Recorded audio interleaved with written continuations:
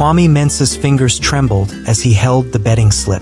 His heart pounded like a drum in his chest. He looked around the crowded betting shop in Accra. The air was thick with anticipation, the walls vibrating with the excited chatter of men hoping to strike it rich. "Kwame, this could be your lucky day," his friend Kofi whispered. Kofi was always by Kwame's side, encouraging him to place just one more bet. Kwame nodded, his eyes glued to the television screen showing the horse race. The horses were at the starting line, and with the sound of the gun, they were off. The crowd roared as the horses galloped. Kwame's chosen horse, Thunderbolt, started strong, leading the pack. Kwame's hopes soared. Come on, he muttered under his breath. But as the finish line approached, Thunderbolt faltered, losing momentum. Another horse surged ahead, winning by a nose. Kwame's shoulders slumped. He stared at the slip in his hand, now worthless. He had lost again. The thrill of the gamble was gone, replaced by a heavy sense of disappointment. Kwame left the shop, Kofi trailing behind. "Don't worry, next time will be better. We'll win big," Kofi said, trying to lift his spirits. But Kwame knew better. He had been telling himself the same thing for months. He walked home slowly, dreading the confrontation he knew awaited him. His wife, Ama, was waiting in the doorway, her arms crossed. She had dark circles under her eyes, a sign of many sleepless nights worrying about their future. "Kwame, where have you been?" Ama's voice was a mix of anger and concern. "I've been calling you." Kwame avoided her eyes. "Just out with Kofi." "Ama sikit. We need money for the children's school fees, and there's barely any food left in the house. Have you thought about that?" Kwame's guilt weighed heavily on him. He had used the last of their savings on the bet. "I'll find a way," he promised, but the words sounded hollow even to him. "Amashuk Hadhid. You need to stop this, Kwame. It's destroying us." That night, as Kwame lay in bed, he couldn't sleep. He could hear the muffled sounds of Ama crying. The realization hit him hard. His addiction was tearing his family apart. He had to change, but he didn't know how to break free from the grip of gambling. The next morning, Kwame woke up early, determined to make things right. He decided to seek help from an old friend, Nana Ajay, who had once struggled with gambling himself. Nana had managed to turn his life around, and Kwame hoped he could offer some guidance. As Kwame walked to Nana's house, he felt a glimmer of hope. Maybe, just maybe, he could find a way out of this mess. When he arrived, Nana greeted him warmly. "Kwame, it's been a long time. What brings you here?" Kwame took a deep breath. "I need your help, Nana. I've fallen into a dark place, and I don't know how to get out." Nana listened intently as Kwame poured out his heart. When he finished, Nana placed a reassuring hand on his shoulder. "You've taken the first step by admitting you have a problem. It won't be easy, but you can overcome this." Kwame felt a flicker of hope. With Nana's guidance, maybe he could rebuild his life and earn back Ama's trust. The road ahead would be long and difficult, but for the first time in months, Kwame felt like he had a chance. Kwame spent the next few days at Nana Ajay's house, absorbing his friend's wisdom. Nana shared his journey to recovery, emphasizing the importance of filling the void left by gambling with something meaningful. He spoke passionately about how farming had saved him. "You must find something to fill the void," Nana advised one evening as they sat under the large mango tree in his yard. "For me, it was my love for farming. I focused all my energy on it, and it gave me a purpose beyond gambling." Kwame nodded, but deep inside, doubt gnawed at him. "I've never been good at anything but my carpentry work, and even that doesn't seem to bring in much money anymore." Nana smiled. "Then start there. Pour your heart into your carpentry. Create something beautiful. Rediscover why you loved it in the first place." Encouraged by Nana's words, Kwame returned home with a flicker of determination. He entered his small workshop, the familiar smell of sawdust filling his lungs. He picked up his tools and began to work. As he sanded, sawed, and carved, he felt a sense of peace he hadn't experienced in a long time. Ama watched him from the doorway, hesitant to interrupt. "Kwame, What are you doing? Kwame looked up, wiping sweat from his brow. I'm trying to change, Amma. I want to be a better husband and father. I'm focusing on my carpentry again. Amma's eyes softened. I hope you mean it this time. The children need you.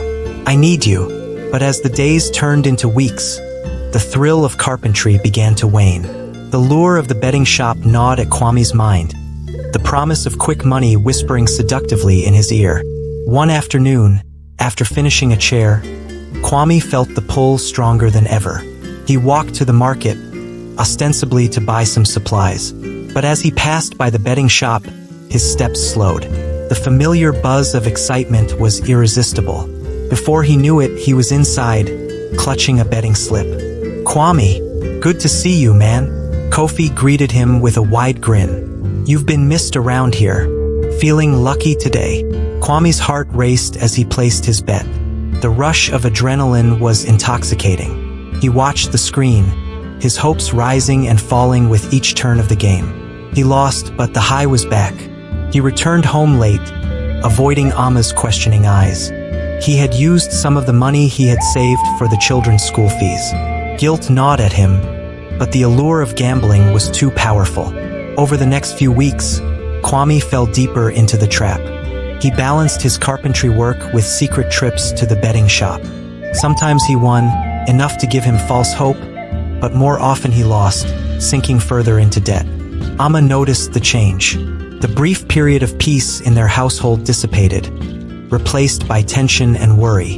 One evening, after the children were asleep, Amma confronted him. Kwame, where's the money? The school fees are due, and there's hardly any food left. Are you gambling again? Kwame couldn't meet her eyes. I can fix this, Amma. I just need one big win. Amma's face crumpled in despair. You're destroying us, Kwame. You're destroying our family. Kwame felt a stab of shame but couldn't bring himself to stop. The thrill was too addictive. He promised himself each time that it would be the last bet, but it never was. One day, as he was working on a new table, his son Kojo entered the workshop. Papa, can I help? Kwame's heart ached. He saw the hope in Kojo's eyes, the trust he was betraying. Of course, Kojo. Here, hold this piece while I nail it. They worked together, but Kwame's mind was elsewhere, already planning his next bet. Amma watched them from the kitchen window, her heart breaking. She knew they were losing Kwame to a force stronger than them. Despite his resolve to change, Kwame continued to gamble. The debts piled up, and the strain on his family became unbearable. Amma's patience wore thin, and the children sensed the tension, their bright eyes clouded with confusion and fear. Kwame knew he was spiraling, but he couldn't stop. The promise of that one big win kept him hooked, even as his life crumbled around him. Each day, he sank deeper into the abyss, dragging his family with him. Amma lay awake, staring at the ceiling. The weight of her decision pressed heavily on her heart, but she knew she couldn't endure this life any longer. Kwame's gambling addiction had consumed him, leaving their family in ruins. She needed to protect herself and their children. The next morning, Amma woke up early and started packing her things. She moved quietly, not wanting to wake Kwame. Her heart ached as she gathered the children's belongings, but she knew this was the only way to save them. She had to be strong. Kwame stirred and opened his eyes to see Amma with a suitcase. Amma, what are you doing? Amma took a deep breath, trying to steady her voice. Kwame, I can't live like this anymore. The children and I are leaving. We need a stable life, and you're not providing that for us. Kwame's face paled. Amma, please, I can change. Just give me more time. Amma shook her head, tears streaming down her face. I've given you so many chances, Kwame. You've broken every promise. I need to think about the children now. We can't keep living in fear and uncertainty. With that, Amma took Kojo and their daughter, Abina, by the hand and walked out the door. Kwame watched them leave, a deep sense of loss washing over him. He wanted to chase after them, to beg Amma to stay, but his pride and addiction held him back. For the first few days, Kwame tried to focus on his work. He threw himself into carpentry, hoping to fill the void left by Amma and the children. But the silence of the house was deafening, and the lure of the bedding shop grew stronger each day. Unable to resist, Kwame found himself back at the bedding shop, clutching a betting slip. He used the last of his money, convinced that one big win could bring Amma back. He placed his bets, his heart pounding with anticipation. But luck was not on his side. As the days turned into weeks, Kwame's situation grew dire. He spent every cent he had on gambling, neglecting his health and well-being. The once strong and capable man was now a shadow of his former self. He barely ate, choosing to save what little money he had for the next bet. Amma, meanwhile, was trying to rebuild her life in Kumasi. She found a small apartment and started working as a seamstress to support her children. The pain of leaving Kwame was still fresh, but she knew she had made the right decision. She hoped that her absence would force Kwame to face his addiction and find a way to change. But Kwame didn't change.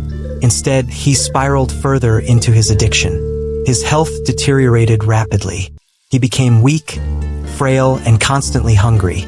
The few neighbors who still cared tried to help, bringing him food and urging him to seek help, but Kwame refused.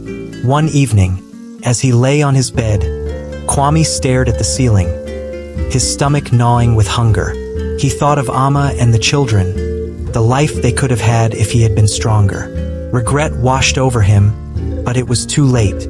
The damage was done. Amma received a call from a concerned neighbor. "Amma, it's Kwame. He's not doing well. You need to come back." Amma's heart sank. She had hoped that leaving would wake Kwame up, but instead, it had only pushed him further into the abyss. She took the next bus to Accra, her mind racing with worry. When Amma arrived at their old house, she was shocked by what she saw. Kwame was lying on the bed, pale and emaciated. He looked up at her, his eyes hollow and filled with pain. "Amma," he whispered, his voice barely audible. Amma rushed to his side, tears streaming down her face. "Kwame, what have you done to yourself?" Kwame's eyes filled with tears. I'm sorry, Amma. "I thought I could win you back, but I've lost everything." Amma held his hand, her heart breaking. "You need help, Kwame. Real help. We can't go on like this." Kwame nodded weakly, knowing she was right. The road to recovery would be long and difficult, but with Amma's support, he hoped he could find a way to rebuild his life. Amma stayed by Kwame's side, nursing him back to health. She knew it would be a long journey, but she was determined to help him find the strength to overcome his addiction. For the sake of their children and the love they once shared, she vowed to stand by him one step at a time. But Amma knew that nursing him back to physical health was not enough. One evening, as she sat by his side, she gently but firmly spoke. "Kwame, if you want us to be a family again, you need to go to rehab. It's the only way. I can't have you around the children until you're truly better." Kwame looked at Amma, seeing the resolve in her eyes. He knew she was right. With a heavy heart, he agreed. "I'll do it, Amma, for you and the children." Amma arranged for Kwame to enter a rehabilitation program in Accra. The day he was admitted was filled with mixed emotions. Amma held his hand, squeezing it tightly. "This is your chance, Kwame. Take it seriously." Kwame nodded, tears in his eyes. "I will, Amma. I promise." As Kwame began his treatment, Amma returned to Kumasi with the children. She focused on providing a stable and loving environment for them, while keeping in touch with Kwame's progress. Slowly, he started to regain his strength and confront the demons of his addiction. Months passed, and Kwame worked hard in rehab. The journey was tough, filled with setbacks and struggles, but he persevered, driven by the desire to reunite with his family. With each passing day, he grew stronger, both physically and mentally. Finally, after what felt like an eternity, Kwame completed the program. He emerged from rehab a changed man, determined to make amends and rebuild his life. Amma and the children greeted him with open arms, their hearts filled with hope for a brighter future. Together, they started a new chapter, one defined by love, commitment, and resilience. Kwame knew that the road ahead would still have its challenges, But with his family by his side, he felt ready to face whatever came their way.